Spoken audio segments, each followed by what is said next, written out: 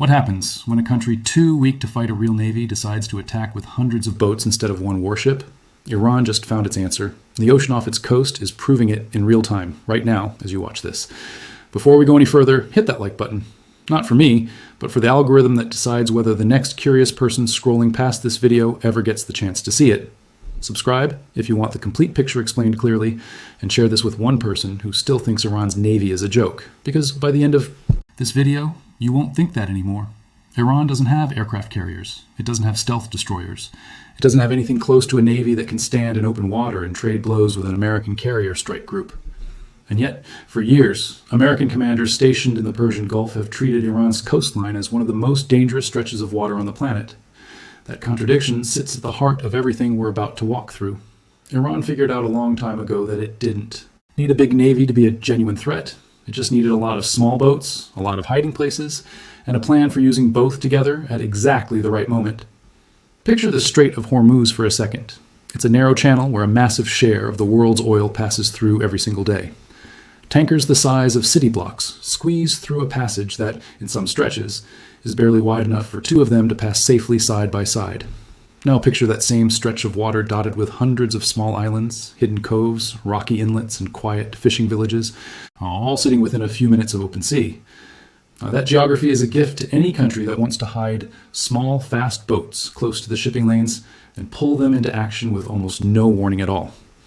Iran's Revolutionary Guard, known as the IRGC, runs its own separate navy apart from Iran's regular armed forces. And that navy is built almost entirely around small, cheap, fast vessels instead of large warships.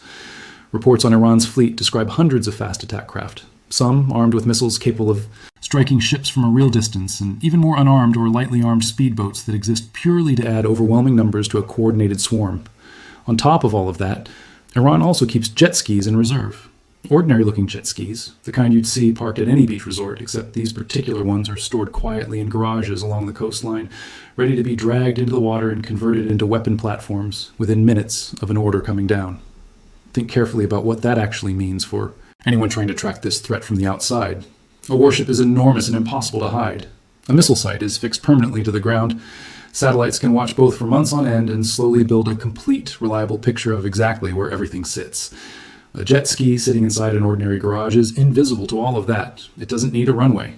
It doesn't need a dedicated dock. It doesn't need any kind of specialized supply chain that intelligence analysts could trace back to a military base. It just needs someone with a key and a boat ramp nearby. That is precisely why this specific threat is so difficult to fully map out, even for the most advanced surveillance systems in the world. A meaningful portion of what Iran could send into the water on any given day simply isn't sitting anywhere. A camera or a satellite can actually see it in advance. Now let's talk about why swarming is the actual point behind all of this, because the tactic only makes real sense once you understand the goal sitting underneath it. A single small boat carrying a machine gun, or even a light-guided missile, poses very little genuine danger to a modern warship on its own. Destroyers are built with layers upon layers of defense specifically designed to handle exactly that kind of isolated threat without much difficulty. But swarming was never about one boat acting alone. It's about dozens of boats appearing from completely different directions at almost the exact same moment, forcing a single ship's crew to track, identify, and respond to threats converging from every angle simultaneously. Even the most advanced radar and weapon systems in the world have real limits on how many separate targets they can reasonably process and respond to at the same time. Iran's entire doctrine is built specifically around testing that exact limit again and again in different conditions, hoping to eventually find the breaking point. There's a real example that shows exactly how this plays out in practice, and it's genuinely unsettling precisely because of how ordinary the moment started. Years ago, a group of Iranian fast boats approached an American destroyer in a winding, unpredictable serpentine pattern, cutting closer and closer to the much larger ship with every pass. The weapons mounted on those small boats were visibly uncovered and ready. Radio calls sent from the American side went unanswered for a stretch of time that must have felt endless to the sailors standing watch on deck. Nobody on that ship knew for certain whether this was simply a show of aggression meant to intimidate and provoke, or the actual opening moves of a genuine attack. That specific kind of moment is exactly what Iran's swarm doctrine is designed to create on purpose. Confusion, hesitation, a live test of whether the other side will fire first out of caution, hold back too long out of restraint, or somehow find a narrow middle path that avoids disaster entirely. That's the deeper danger hiding underneath this entire strategy, and it's worth sitting with for a moment. It was never really about sinking a destroyer outright. Iran knows perfectly well that it can't win a straightforward fight against the United States Navy in open water. What it can do instead is place American commanders into situations where every single decision feels like a trap with no clean way out. Fire too early, and you may have just triggered a full-blown war over what might have only been a bluff meant to provoke a reaction. Wait too long, and you might be giving up the one narrow window you had to stop a genuine coordinated attack before it actually reaches your ship. Multiply that same crushing pressure across dozens of separate encounters happening over months and years. You start to understand exactly why analysts who study the specific region take the threat so seriously, even though no single Iranian speedboat could ever hope to match an American warship in a fair, direct fight. Military analysts who focus specifically on Iran describe this approach as a deliberate rejection of how most traditional navies think about power altogether. The conventional approach says fewer, better, more expensive ships win wars decisively because superior technology should always beat raw numbers in the end. Iran's entire naval doctrine is essentially a calculated bet against that long-standing idea. The bet is that if you build enough cheap, fast, expendable boats, and if you coordinate them well enough under real pressure, you can create a level of chaos that even the most advanced technology in the world genuinely struggles to fully contain. It was never about matching strength for strength in a fair contest. It's about making the entire fight so messy, so fast-moving, and so unpredictable that raw strength alone eventually stops being enough to guarantee safety. And the actual numbers involved in this specific bet are genuinely staggering once you look at them closely.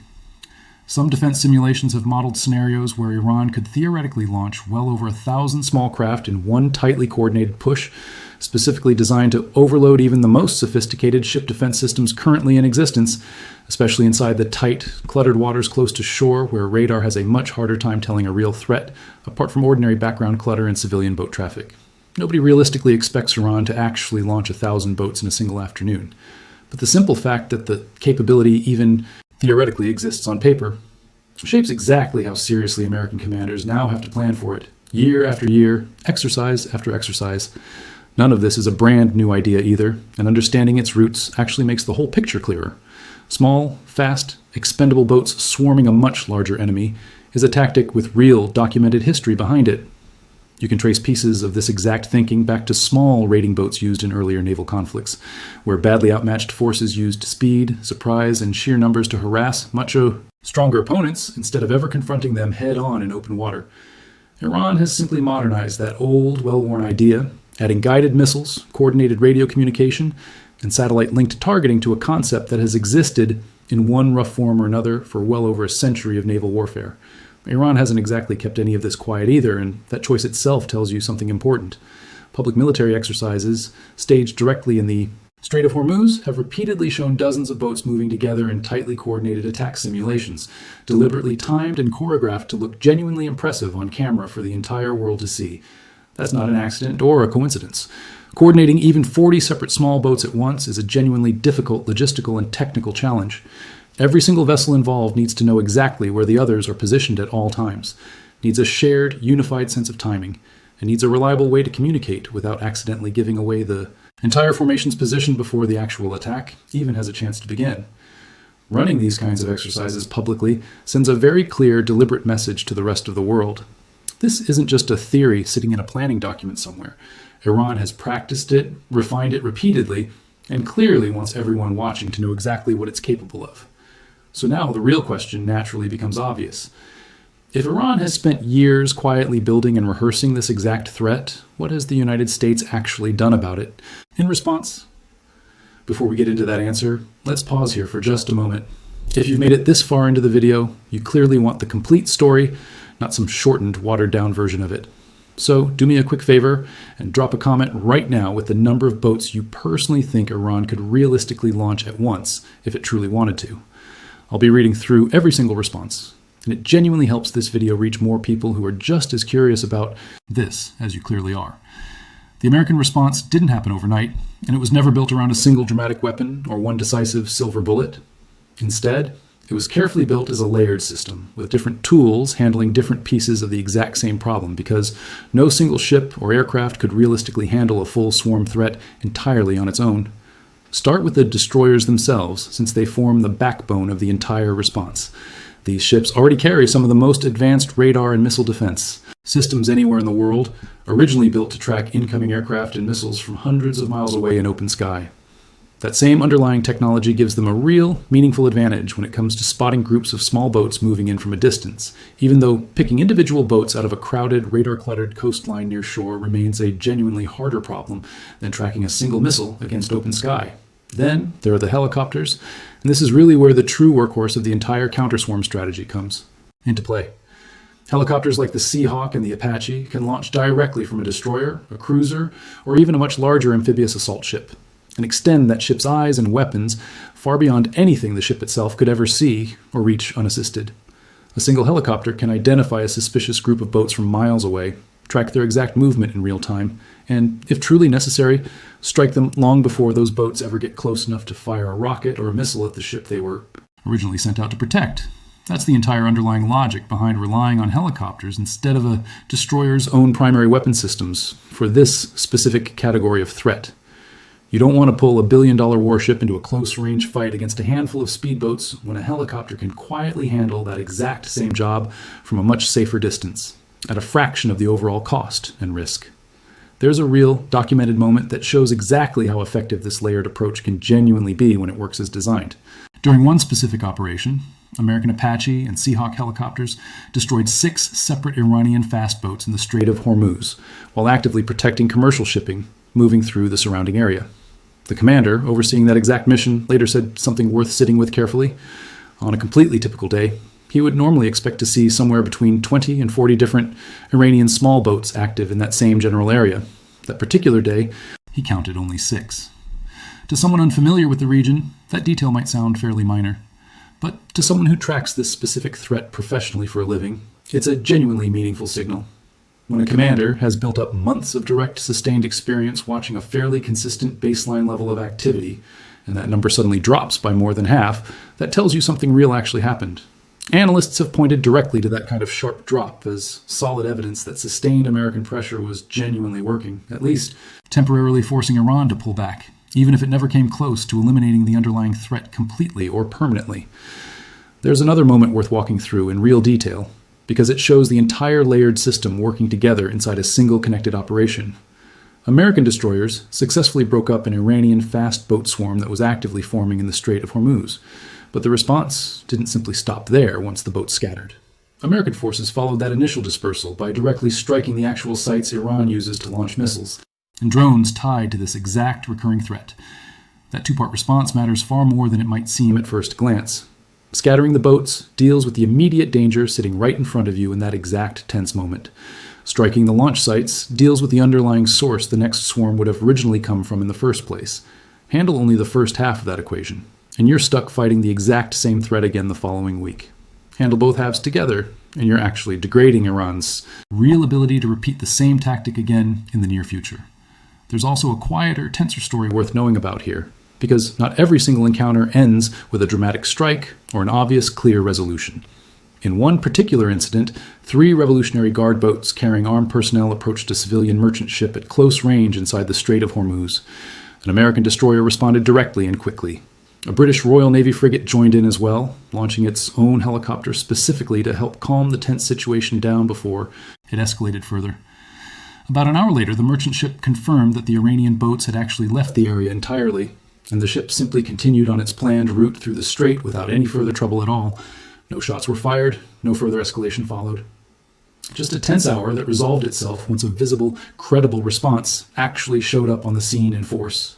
That story matters quite a bit, because it shows something genuinely important about how most of these encounters actually tend to play out. In reality, they're not always dramatic firefights with a clear winner. Very often, they're tense standoffs that quietly end the moment Iran realizes a serious, credible response has already arrived. Now, here's where things get more forward-looking, and honestly, this next part genuinely surprises most people the first time they hear it explained clearly. The United States has been actively developing laser weapons specifically designed to counter this exact kind of swarm threat over the long term, and at least one ship carrying this experimental technology has already been stationed directly in the Persian Gulf for real-world testing. To understand why lasers matter so much in this specific context, you really have to think carefully about cost. A traditional missile fired from a warship can cost well into 6 or even 7 figures per single shot. Firing something that expensive at a cheap, fully expendable speedboat is fundamentally a losing trade over time, even if it works flawlessly every single time, simply because Iran can build far more speedboats than America could ever realistically afford to fire matching missiles at them. A laser weapon completely flips that entire underlying equation on its head. Once it's built and properly powered, every single shot essentially costs only the price of the electricity used to fire it. If that technology eventually matures to the point where it can reliably track and disable small, fast, highly maneuverable targets, like these speedboats, it genuinely changes the fundamental math sitting underneath this entire long-running standoff, turning what was once an expensive, one-sided cost problem into something the United States can actually sustain indefinitely without draining its own resources. There's a political layer sitting underneath all of this too. And it genuinely matters for understanding just how seriously this specific threat is being treated at the very highest levels of government. Authorization to directly target Iranian fast boats operating in the Strait of Hormuz reportedly came straight from the top of the American government itself, with officials publicly comparing this kind of ongoing operation to existing counter-narcotics missions currently running in the Caribbean. That particular comparison tells you something quite specific and revealing. Comparing this situation to an interdiction mission, rather than treating it as a single isolated military strike, strongly suggests Washington now genuinely views this as an ongoing, sustained security operation, something that requires constant, continuous attention stretched out over a very long period, rather than a single passing crisis that gets resolved once and then quietly forgotten about. So where does all of this actually stand right now today? This is exactly where fresh tracking data becomes genuinely important, because it tells us clearly whether this entire situation is simply history at this point, or something still actively unfolding as you're watching this very video. Quick pause here, because this next part genuinely matters. If this video has taught you something you didn't already know about how modern naval standoffs actually work behind the scenes, that's exactly the kind of value this channel was built around from the very beginning. Ring the notification bell so you don't accidentally miss the next deep dive, because stories like this one move incredibly fast. And the full picture genuinely only makes sense if you're following it closely as it continues to develop over time. Recent maritime tracking data shows Iranian high-speed craft activity logged on the vast majority of days over the past week and a half alone, spread out across multiple distinct zones running along the coastline. One specific area, the northern corridor, sitting closest to the narrowest point of the strait, showed by far the heaviest concentration of activity out of every zone tracked, appearing as clearly active on most of the days covered inside that particular tracking window. Analysts closely studying this exact pattern describe it as fully consistent with that corridor, simply being the primary operating area for small Iranian craft in general, rather than representing some kind of unusual temporary spike tied to one specific triggering event. That distinction matters far more than it might initially seem on the surface.